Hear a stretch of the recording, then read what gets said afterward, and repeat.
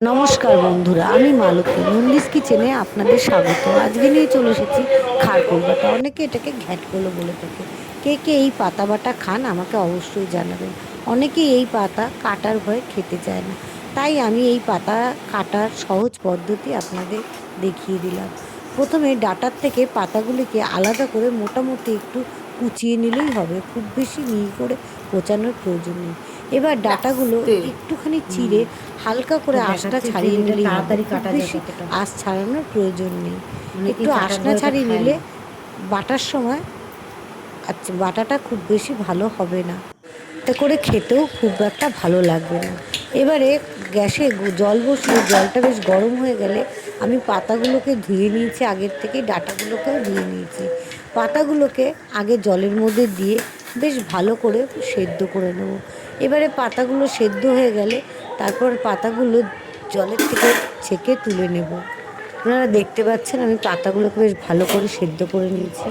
এবারে পাতাগুলো তোলা হয়ে গেলে ওই একই জলে ডাঁটাগুলোকে ওই মিনিট খানেকের মতো সেদ্ধ করে নেব।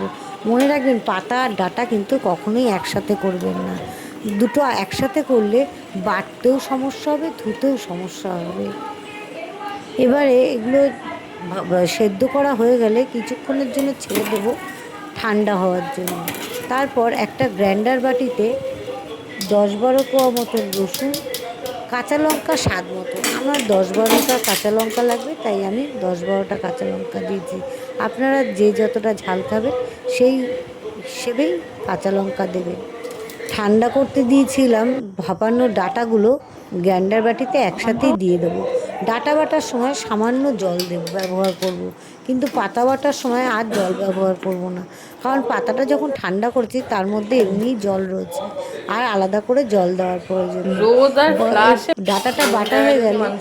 কড়াইতে তেল দিয়ে আমি এখানে 10 গ্রাম মতন তেল দিয়েছি। আপনারা জানেন আমি খুব বেশি তেল খাওয়া পছন্দ করি না, তাই অল্প একটু তেল দিয়ে সামান্য হাফ চামচ মতন কালো জিরে ফোড়ন দিয়ে ডাঁটাগুলো ছেড়ে দিলাম। এবারে ওই একই বাটিতে আমি পাতাগুলোকেও বেটে নেব।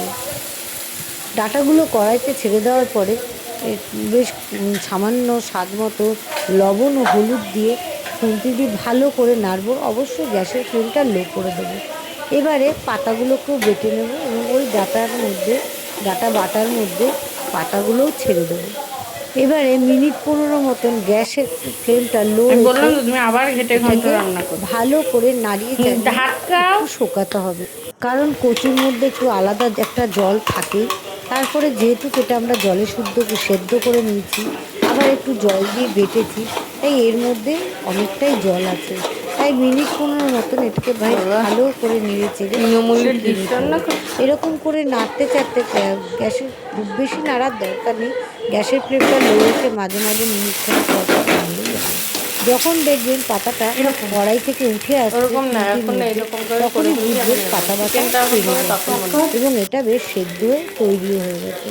এবারে যখন এটা শেষে তৈরি হয়ে আসবে, তখন একদম শেষে বাটাগুলিকে কড়াইয়ের চারিদিকে আপনি দেখতে পাচ্ছেন ছড়িয়ে দিয়েছি, দিয়ে মাঝখানে একটু তেল দিয়ে, তেলটাকে আমি আগের থেকে গরম করে রেখেছিলাম, আমি এটা দেখাতে স্কিপ করে ফেলেছি, আপনারাও রাখবেন।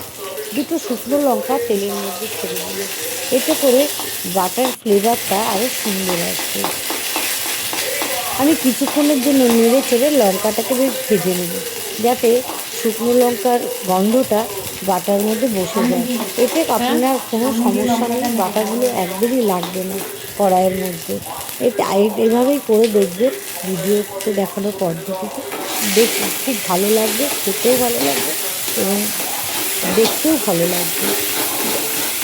এবারে বাটাটাকে বেশ ভালো করে নেড়ে চেড়ে নিলেই রেডি আমাদের খারকোল বাটা বা ঘ্যাটকোল বাটা। রান্নাটা করে খাবেন, এটা অবশ্যই আপনাদের ভালো লাগবে। বাড়ি থেকে গরম দরজাটা গরম খুলে দাও। ভাতের সাথে এটা দারুণ লাগে।